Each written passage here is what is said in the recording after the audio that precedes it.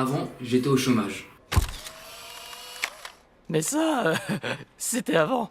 Je l'étais pendant une courte période, en tout 3 ans. Ça faisait tellement longtemps que j'étais au chômage que j'avais carrément des actions chez Pôle emploi. À peine que j'arrivais à Pôle emploi que je faisais déjà des bises aux conseillères. Tenez. Merci beaucoup. Bonne journée. Bonne journée, au revoir. Au revoir. Suivant.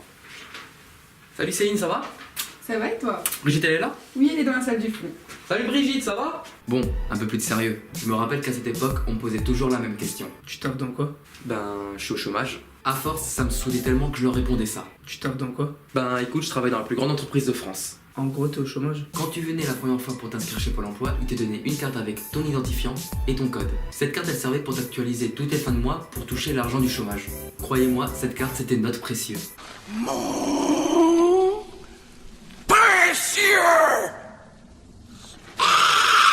Maintenant que je parle de l'actualisation, c'était le truc qui me saoulait tous les mois. L'actualisation, pour ceux qui ne le savent pas, ça se passe sur le site de Pôle emploi. Il fallait remplir comme un formulaire pour dire si on était encore demandeur d'emploi ou non. Cela se faisait durant un certain délai. J'avais toujours tendance de le faire à la date limite, comme un étudiant qui devait rendre un devoir prévu depuis 3 semaines, mais qui commençait que la veille. L'actualisation.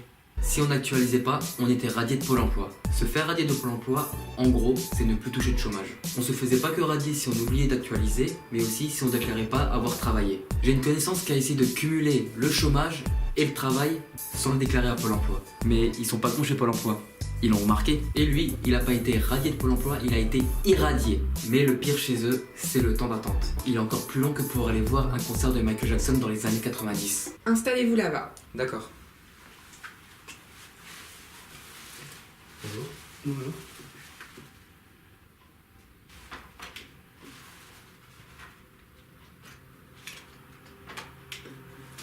Monsieur Vicinotti, c'est à vous. Ok. Vas-y. Vas-y. À plus. À plus. Merci. Monsieur, c'est à vous. J'arrive.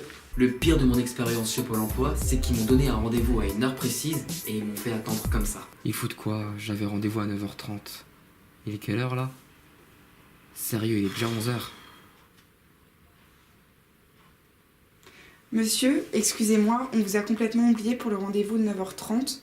Je vous propose de revenir demain matin pour un autre rendez-vous. C'est tout pour cette vidéo. Si elle t'a plu, abonne-toi à ma chaîne, mets un pouce bleu et je vous dis à la prochaine. Ciao. Abonné. Abonné. Abonné.